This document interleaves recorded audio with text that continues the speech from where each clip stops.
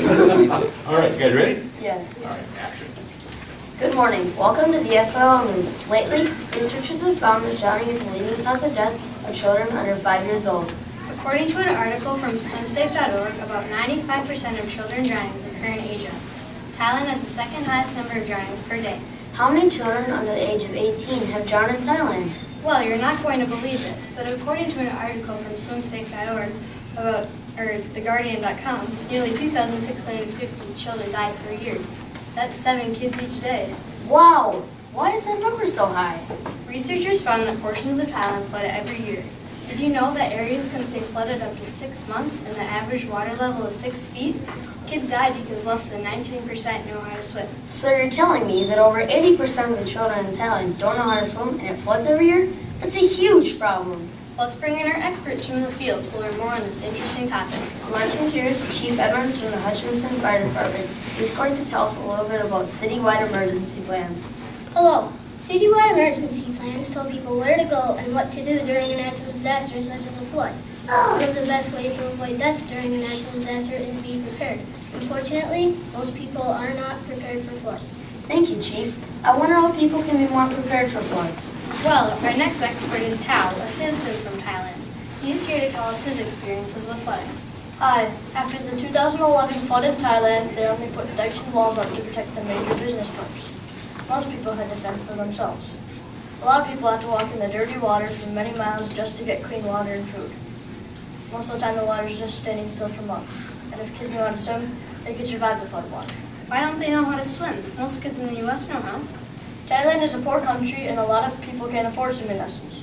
Some parents have not learned how to swim and don't see the need for their kids to learn how. Thanks for the helpful information. Now that we know that kids in Thailand don't know how to swim, we should talk to someone who knows about teaching swimming lessons. We want to introduce Mrs. Wemley.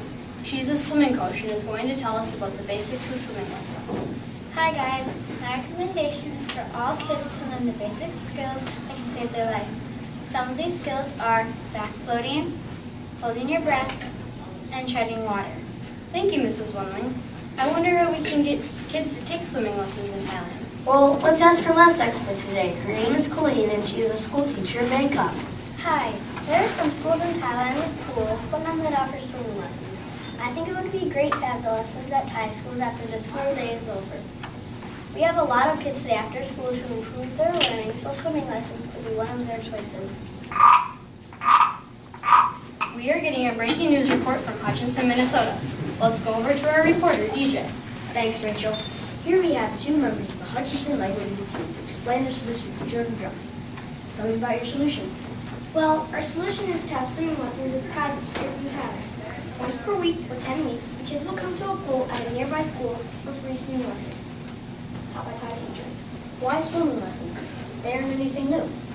We researched how to survive, and there are a lot of different solutions. Some of the solutions were a bazooka, a wristband, and the seal. The seal will light up and sound an alarm if submerged under 1 inch of water.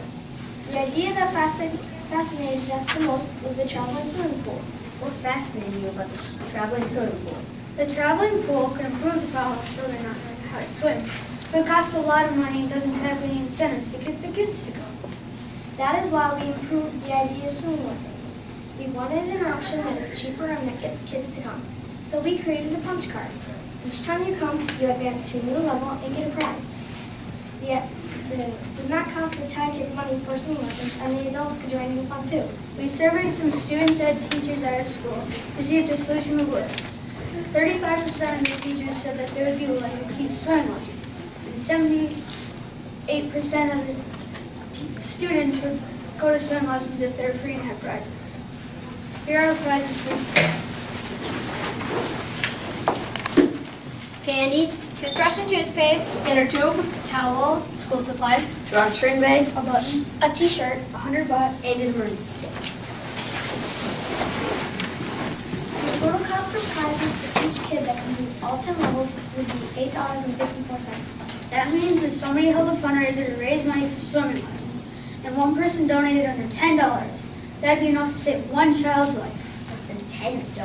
I can't beat that price to save someone's life. Connor and Rachel, do you think that would get kids to take swimming lessons? that's a great idea. I know that I'd have my kids go there.